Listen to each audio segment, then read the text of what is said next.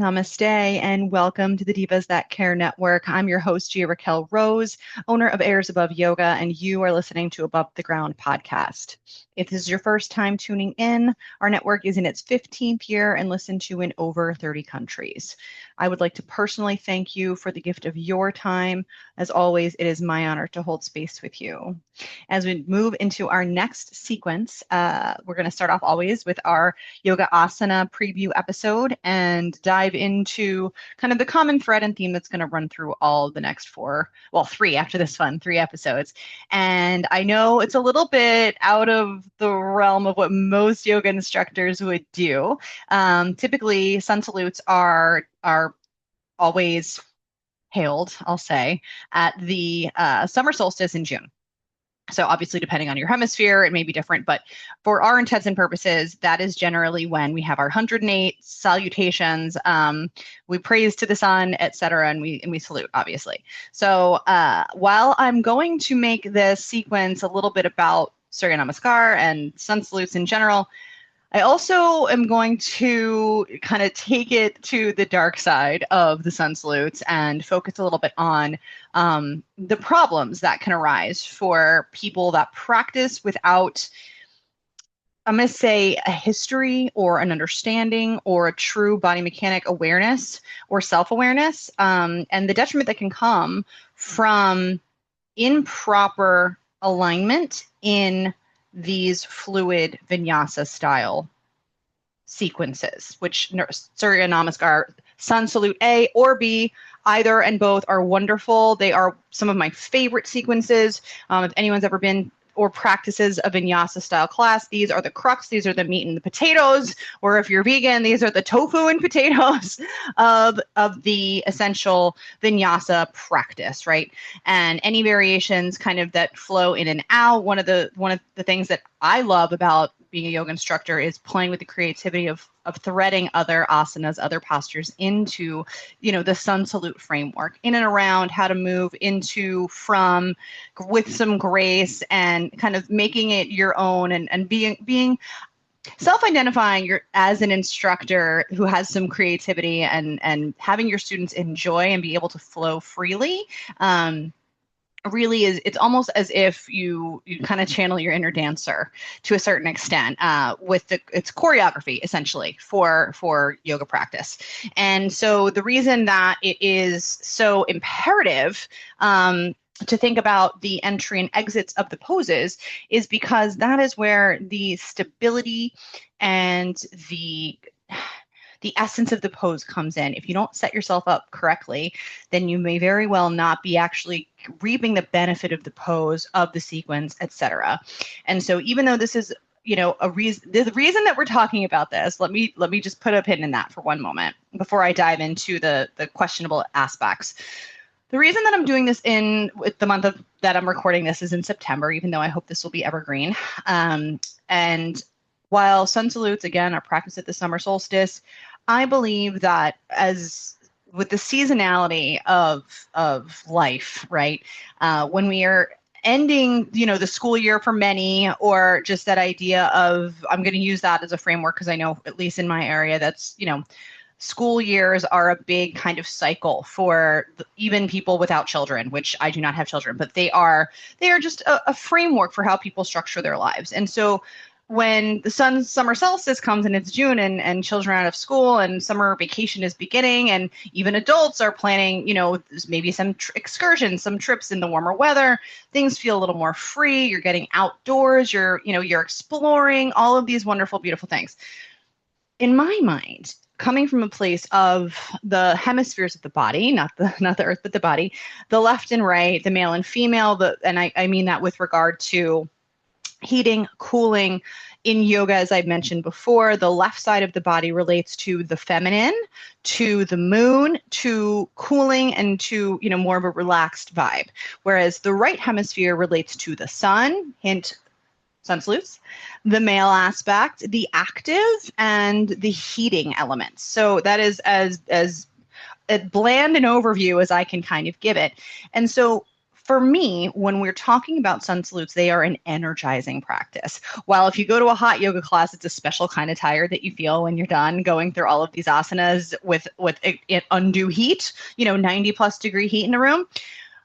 While that's will still make you feel tired because of the amount of effort you put forth, it's still essentially an energizing practice. And so I feel as though when we are entering September, starting to move out of that summer vacation mindset into back to the grind, right? In air quotes for those who are listening and not watching, back to the grind of school, of starting to reorganize and restructure and reschedule. And, maybe for some you're re-entering the workforce, that kind of, okay, the vacation's over aspect, right? And now we're getting back into it is when we really need to rely on our energy, to boost our energy, to pick ourselves up, to refocus, to re-engage, to get out of that August mindset, the senioritis of the adult world, right? And definitely, obviously, for children, but I'm speaking more to the adults who would be practicing in an effort to, as I said last time, find balance, restore balance, etc. So for our purposes in this discussion, it boils down to why I chose to talk about sun salutes in September as opposed to June. And there's the reason. And also why I'm going to play devil's advocate to the potential damage that they can cause when practiced improperly. As a yoga instructor and as a yoga practitioner, one of the most common injuries, if you ask any physical therapist, that they are going to run into are rotator cuff injuries from people who are practicing Chaturanga Dandasana without the necessary body strength or the proper alignment to protect the shoulder. And so, especially for those type A yogis, sheepish hand raise, go ahead, you know who you are, that kind of just power through and think, oh, it's not a big deal, or oh, it's fine. Nothing is harder to undo in your body than repetitive motion injuries, those chronic behavior patterns that you don't even potentially realize sometimes that are just so difficult to back yourself away from and kind of redirect, right? Because the more habitual we are, the more, and especially in a vinyasa practice, your body will create the path of least resistance through these postures because that's kind of its job, right? To conserve your energy. You're kind of, your body thinks that it's still, the dinosaur era and we're going to be running from a saber-toothed tiger. And I probably, will have paleontologists, cringing at the inaccuracy of the timeline of the different animals that I just mentioned. However, run with me on this. We're not, right? And so as our body tries to protect itself in its own way, we are going through these motions. And if we have any underlying injuries, if we have any weaknesses in the body that our body has naturally been overcompensating for as we simply walk around our daily lives, these different positions are going to highlight those. And if you are not aware of all of the micro movements that you need to be focusing on to align your body properly in these postures, then the wrong parts of the body, the bones and the discs, if we're talking about the spine, are going to take the brunt and the weight of the imbalance, and it's going to end poorly over time. So it's not necessarily about a once-off, oh, I hurt my shoulder in yoga. It's not about that. It can be about that, but that's not what it's about. It's really more about what do you need to be doing? And the reason I bring up Chaturanga and why we're going to focus on Chaturanga, even though this is technically a sun salute conversation, is because out of the entire sequence of sun salutes, that is the one motion. Typically, it's done from plank. It's from high plank to Chaturanga to upward facing dog. For newer practitioners who have, who are working towards that, it's even a little more hard, and there is even a couple different schools of thought where it's knees, chest, chin, which I'm against the grain on this one. I don't agree with that at all, because of this shoulder issue and because of the mistraining of it. And I use mistraining, with a big asterisk where I'm not putting this blame on instructors and I'm not putting this blame on students. It's just, in my mind, more of a go around than a prep for the actual active chaturanga to upward facing dog. And when you go into chaturanga dandasana and you're lowering from a high plank, your elbows are bending straight back. So first of all, you have to understand how to do that and not go into an outward push-up. So you need to practice on that first. It takes extreme bicep strength, lat strength, core strength, pec strength. It takes strength that a lot of women may not inherently, air quotes again, have if they are not potential like weightlifters, or they don't have some other upper body strength training that they're doing. So if let's say you want to try yoga and you're relatively physically fit and you're young and you go to yoga class and you're practicing the monkey see, monkey do, air quotes again, kind of what is that person doing? Let me mimic it. And you don't have a mirror, then you don't know necessarily, unless you have great body awareness and, like I said, a background in this, you may not know that you're not in proper alignment unless you have a really good instructor who's really paying attention. And so with that in mind, when we talk about knees, chest, chin, and cobra, that is the let's say that's the precursor for chaturanga. Is generally in a vinyasa style class, we will have an option, or we'll start with as a warm-up prior to chaturanga and upward facing dog. We will start with a warm-up of knees, chest, chin, and cobra. Here's my bone to pick with knees, chest, chin. What inevitably happens is your back arches, your hips, your lower back hollows, your back arches, your elbows, while they may bend back, you are training the body to dip the shoulder heads, the front of the shoulders for those that are listening and not watching, beneath the elbows. And then you scoop up and through and make your way into a beautiful open heart cobra pose. Two problems. Well, many problems, but two of the ones that I want to focus on are the fact that A, you are now dipping the shoulder heads below the elbows, which in chaturanga is the first way to blow out your rotator cuff. It's just the easiest way to blow a shoulder and create some really severe pressure damage to your shoulder. Second of all, you're not really training any of the muscle groups that you need to be engaging in that workaround, which is why I called it a workaround and not an actual prep. And the reason for that is because the only thing that's working in unison are the triceps in theory, because the elbows are bending back. Other than that, you may be using your core, sure, but that scooping motion, your back is not doing what it's going to be doing when you're lowering straight down in chaturanga in a straight lower plank. And in chaturanga, the shoulders never drop below the elbows. Ever. Never let that happen. Ever. I'd much prefer as a yoga instructor to see that angle of your elbow be here and you scoop through ahead of time because you don't maybe have the upper body strength to get there yet, then the alternative where you go too low because you can't support your body weight and you're using the momentum of the plank to get you through the pose. And that's what many people do. And so that momentum, coupled with the potential drop of the shoulder beneath the elbow, puts the amount of strain and undue pressure on that shoulder head is just the quickest way to an injury. Quickest, easiest way to an injury. I would call it arguably one of the most dangerous yoga poses. Not because it's going to break your neck, but because you may think you look great. You may look good. You may look good doing it. You may catch yourself in the mirror and be like, damn, I look good. But no, you may not be doing it appropriately. And that is where shoulder surgery and a lot of physical therapy may be in your future, and it could have been avoided. So going back to the knees, chest, chin, that's my first argument, is the shoulder, is the lack of consistency between the chaturanga motion and the knees, chest, chin motion.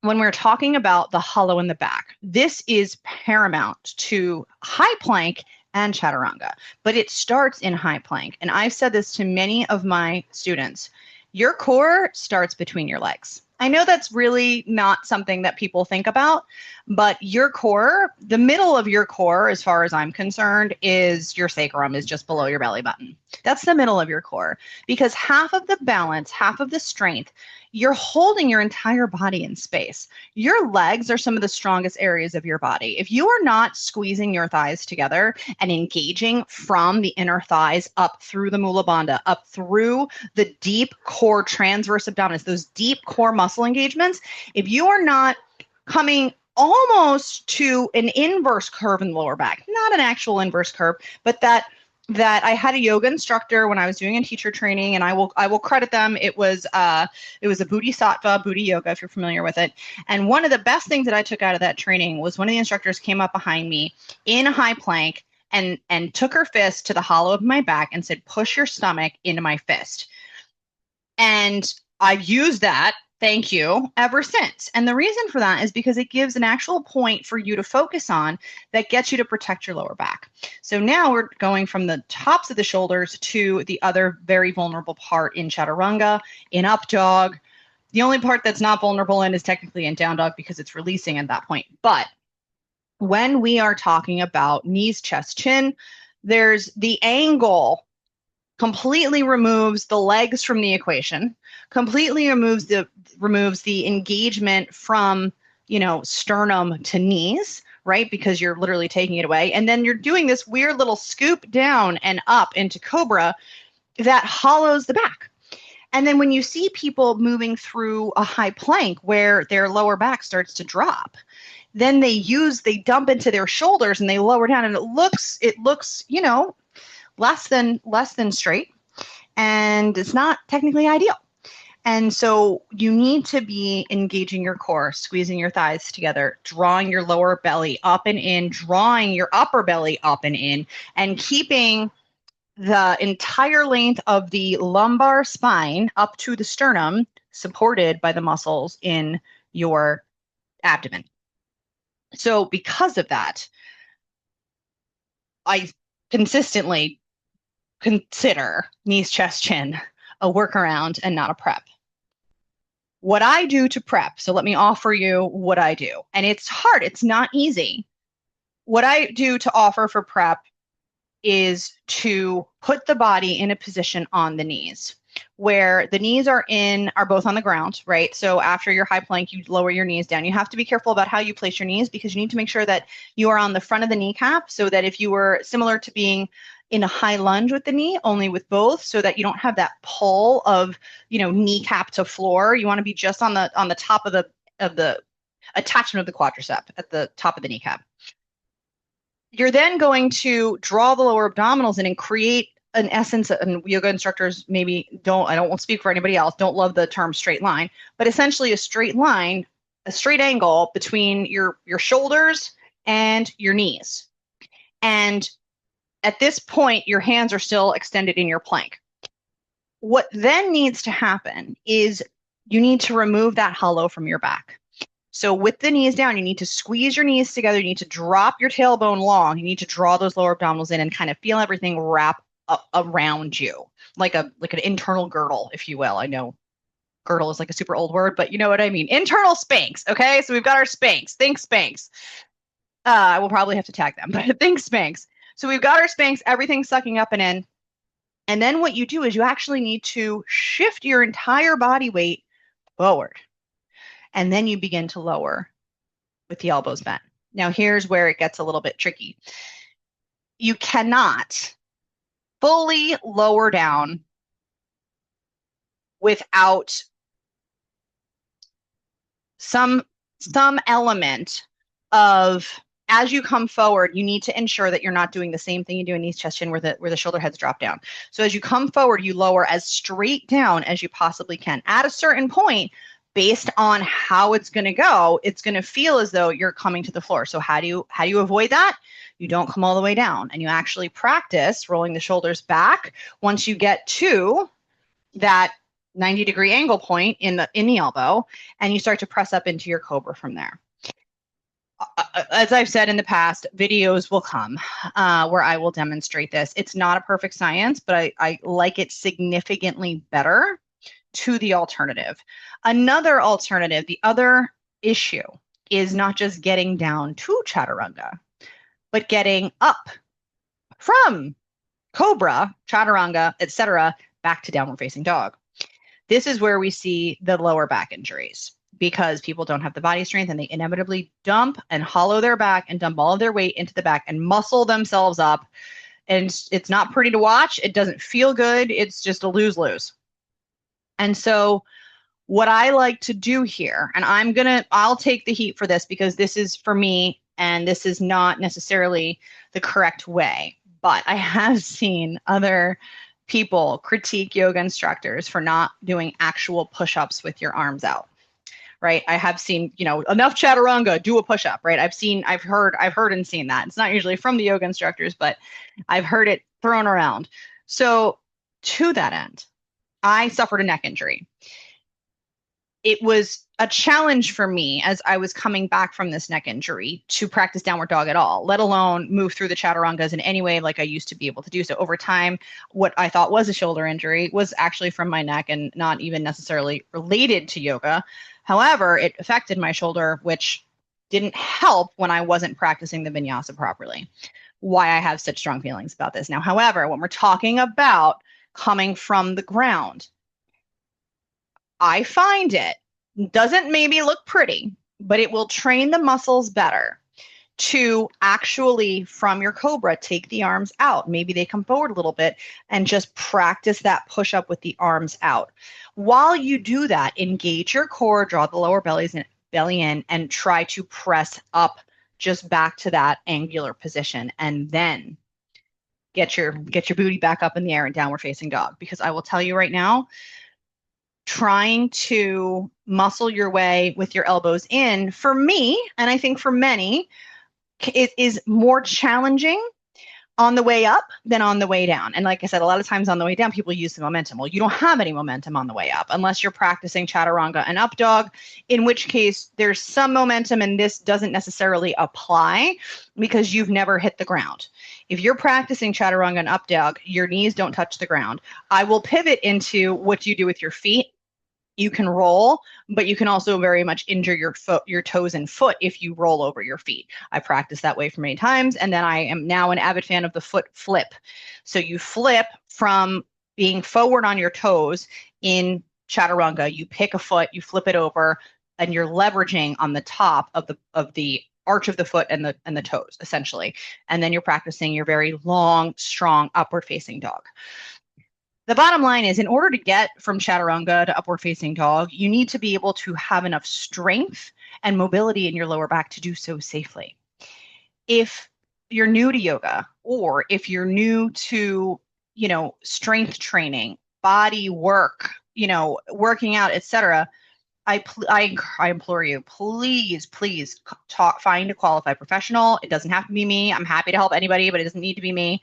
And work through this process if this is a goal for you, because the alternative is your lower back will take a beating, your shoulders will take a beating, and you may wind up not getting to the very place you want to be, which is that beautiful chaturanga, upward dog, back to downward facing dog situation.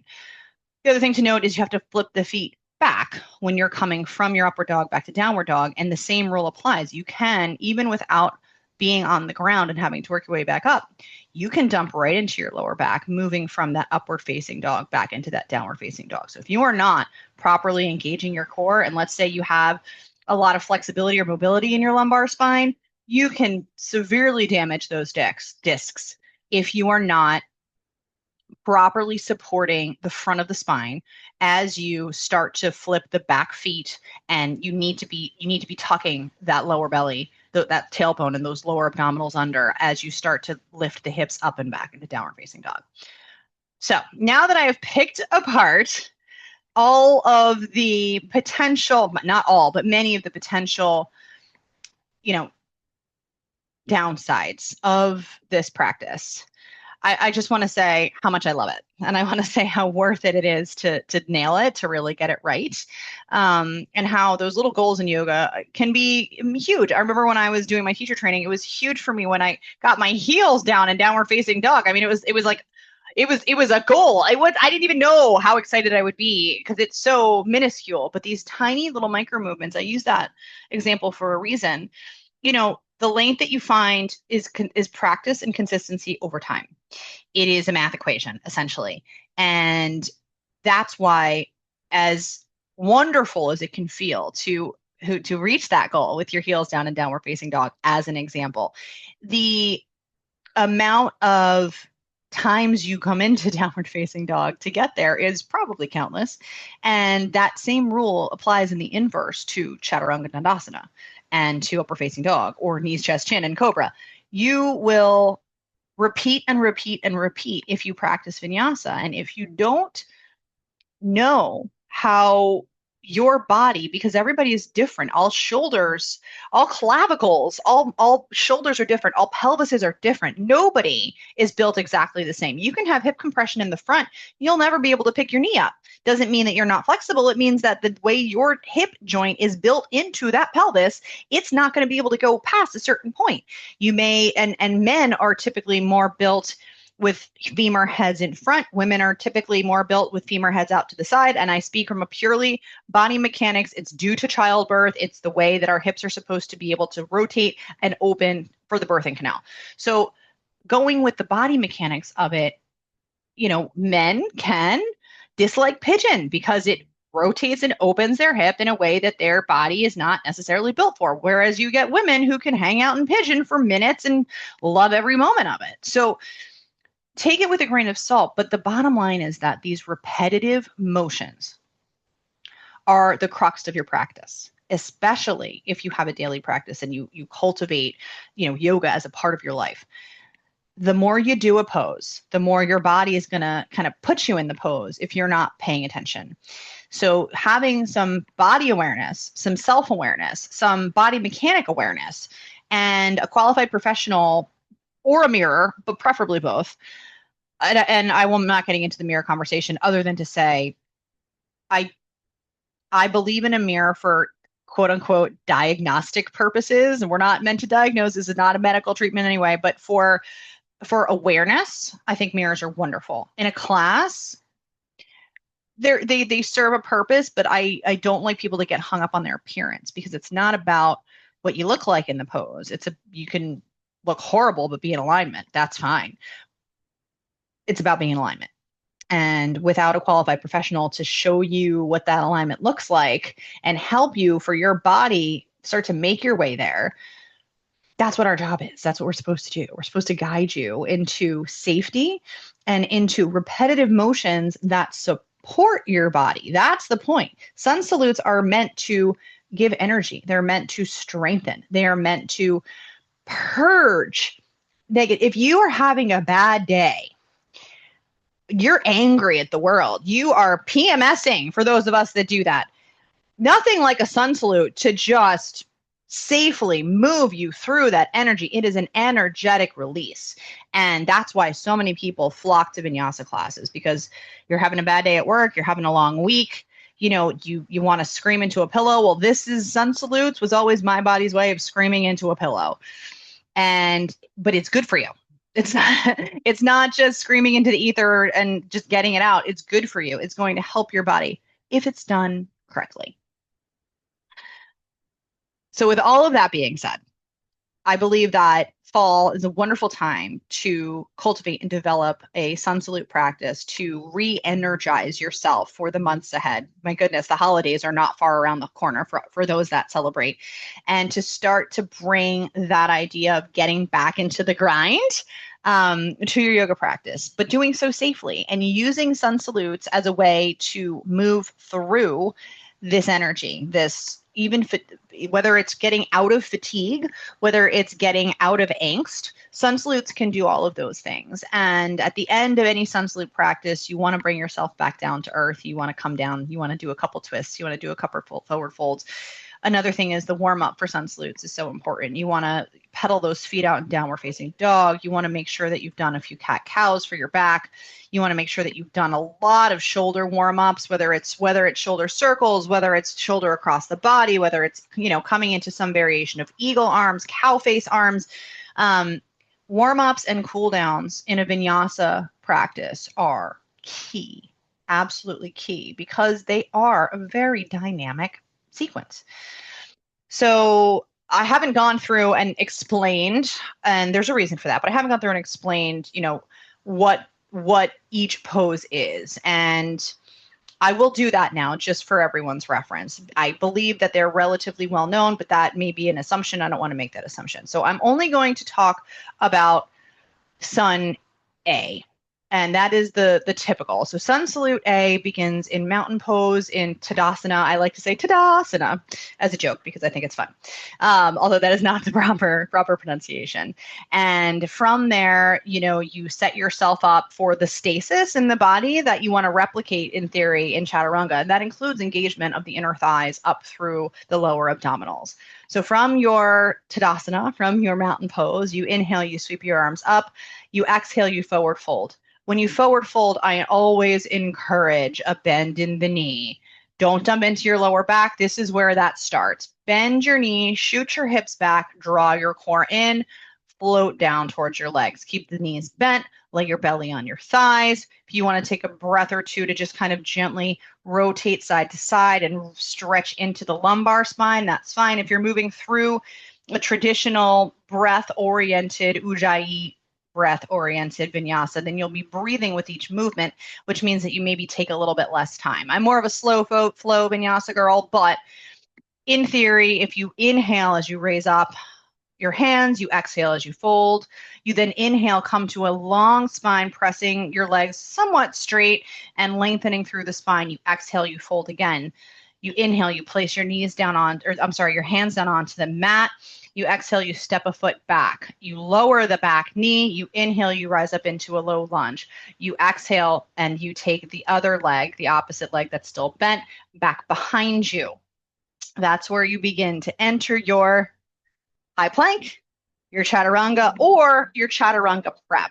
I never lead through knees, chest, chin. So at that point, you would enter your chaturanga prep. You would take an inhale, and then you would exhale to lower. You would inhale to then roll the shoulders back, open the chest into your cobra, and then you would exhale. And I, again, would, if you're learning, take the hands wide, come into more of a push-up to get the pressure away from the middle of the body. And again, this is me. I'm not critiquing anyone who doesn't teach it this way, other than to say I found this alleviated my neck, gave me some upper body strength, and allowed me to engage my core, send my hips back up to neutral with the shoulders on that gentle line. And then from there, tuck my toes under, send my hips back into downward facing dog. Take your breath, and then you're going to, on an inhale, bring a knee forward. I like to tent my fingertips of that same leg to give a little bit of extra lift because a lot of people have problems, hip flexor issues, bringing that knee up underneath. You'll see a lot of people press the foot down and then pull it up.